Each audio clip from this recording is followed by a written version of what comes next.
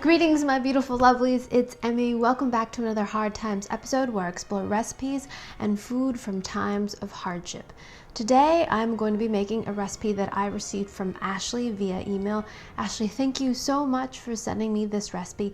She found this recipe in her grandma's collection of recipes. So this recipe dates from World War II when food was rationed, meaning you were only allowed to get a certain amount of things like cream and butter because much of it was supplied to soldiers. So during this time, everyone is expected to do their part, pull themselves up by their bootstraps, and do whatever they could to supply the soldiers with the food they needed and also to feed their families. So the recipe that I'm going to be making today is called Knox Spread. It is not a very descriptive title, but essentially what it is a way to stretch butter. So the key ingredient to making this butter spread is this, and this is Knox unflavored gelatin, and that's why this is called Knox Spread, because it uses gelatin to extend the butter. So I've got some water coming up to the boil and back, and what I'm going to do first is prepare my gelatin. So in a small bowl, we're going to take 2 tablespoons of water, and we're going to take our plain unflavored gelatin, and we're going to take 2 teaspoons of that and sprinkle it right on top. The magical gelatin. So a package is just a little bit more than 2 teaspoons, maybe like 2 1/4 teaspoons. Look at that. Look, it's already shriveling like elephant skin. Amazing. That smell of gelatin. Oh my gosh, totally takes me back to like preschool when you ate orange Jello all the time, or at least I did. Okay, so it's starting to do this kind of blooming thing. Now we're going to completely dissolve the gelatin into the water by heating this up. We certainly could do it via microwave, but this recipe is from the 1930s and 40s, so it says to place this into a hot water bath. I'm going to place it in there. Place this in here. And dissolve the gelatin. Look how stiff this has gotten. It's pretty amazing. Okay. Next, we're going to take our butter, and this is a 1/2 pound of butter, or 1 stick, and I've let this sit at room temperature, so it's relatively soft.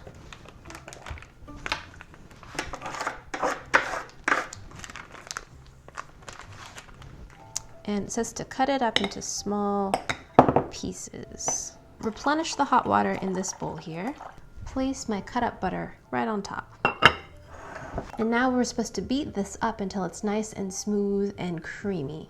We do not want to melt this, so make sure your water's not too hot. Here we go. Okay, my butter is very spreadable now. 1 cup of evaporated milk. To our cup of milk, we're going to add the melted gelatin and a 1/2 teaspoon of salt. Now we're going to make an emulsion, just like we're making mayonnaise. So we're going to use our beater, beat this up, and slowly add our milk mixture. The recipe says we can also add a little food coloring if we like, so I'm going to add 1 drop of yellow. Don't you love how yellow food coloring looks like orange in the beginning? I remember thinking that was just not right when I was a kid, but it's all good now. All right, so mix that in, and just slowly add the milk mixture.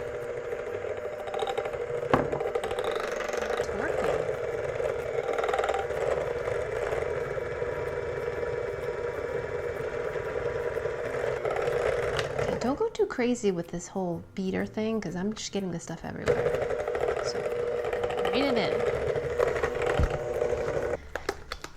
This looks kind of loose. We're putting an entire cup of milk into this butter. It's kind of nuts.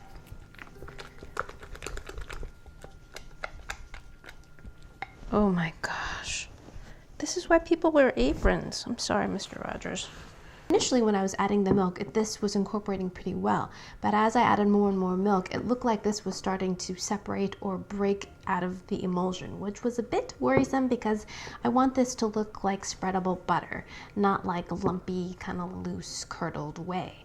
But as I was going along, I placed this back over the bowl of just warm water, not even hot, to kind of coax the gelatin to soften and mix back into the butter. And I used a bit of a higher speed on my mixer, and sure enough it works. So now I've got this very spreadable kind of fluffy butter mix. Put this into a container. It's really fluffy.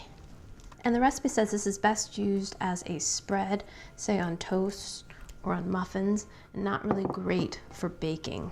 Now I'm going to cover this up and place this in the fridge until it's nice and firm, and then we'll go ahead and taste it. Okay, see you in a bit. Alrighty, my lovelies, I'm back. Here is my butter spread. I've also got a piece of toast. I'm gonna give this a taste, and then I'm also gonna compare it with regular old plain butter and do a little taste comparison. Okay, so let's cut the toast in half, shall we? I love toast. Okay, here is the butter spread. Looks like butter. Doesn't smell like anything. All I can smell is the toast. All right, let's do this. It feels a lot like margarine. When you get like a tub of margarine, that's what it feels like. It's very, very spreadable. Alrighty, you ready for this? Itadakimasu.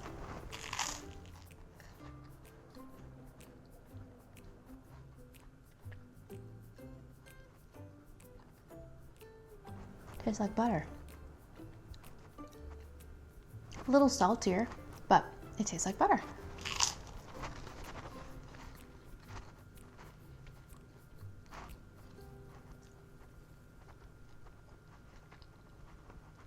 It tastes like toast with butter. I don't taste the gelatin at all. All right, let me try this straight up. All I taste is toasty bread yumminess. Okay, I'm gonna try this by itself and see if I can taste it. All right, there you go.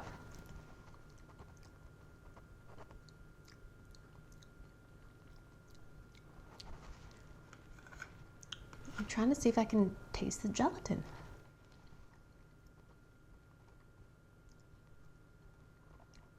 I can't. I'm amazed because I feel like I can taste gelatin pretty easily, but I don't. I just taste the butter and kind of a rich dairiness. There's a little bit difference in texture. This is much more whipped and light. Yeah, it's more like margarine, I would say, in terms of consistency, but in terms of flavor, it tastes just like butter. A little saltier, which is no surprise because we added a half teaspoon of salt. But I am totally shocked by that. Oh my goodness. Wow. That's really impressive. Okay, now let's compare that with regular butter. So the butter spread that I made, I added 2 drops of food coloring, while this is just regular butter with toast crumbs in it. Just pretend you don't see those, okay? There are no toast crumbs in my butter. So it's almost the same color. I would say the real butter is a little bit more golden. Pretty close. Spread that onto my toast. The consistency when you spread it is a little different. This is a little bit more waxy and thicker, while this felt more fluffy and a little kind of looser, a little bit more spreadable. All right, here we go.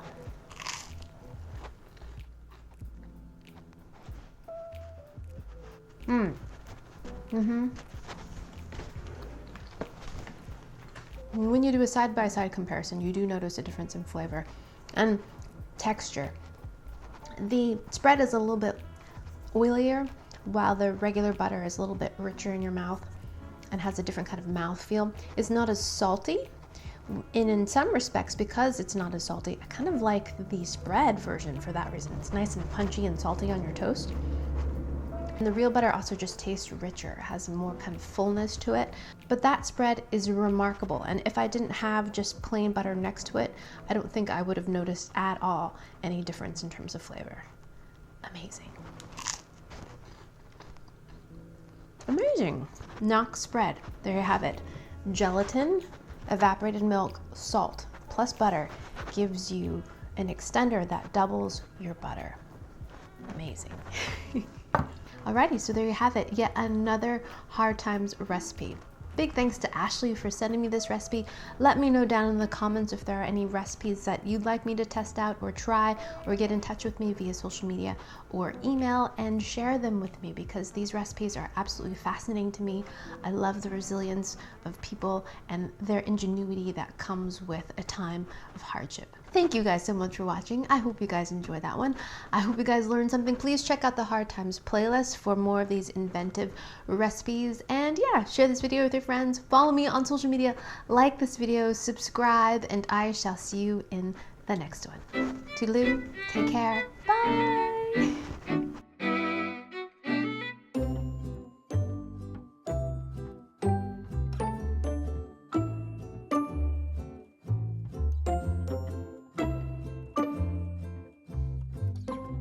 Now I need honey, and I need another jar of honey apparently because this is running very low. Oh yeah, here we go.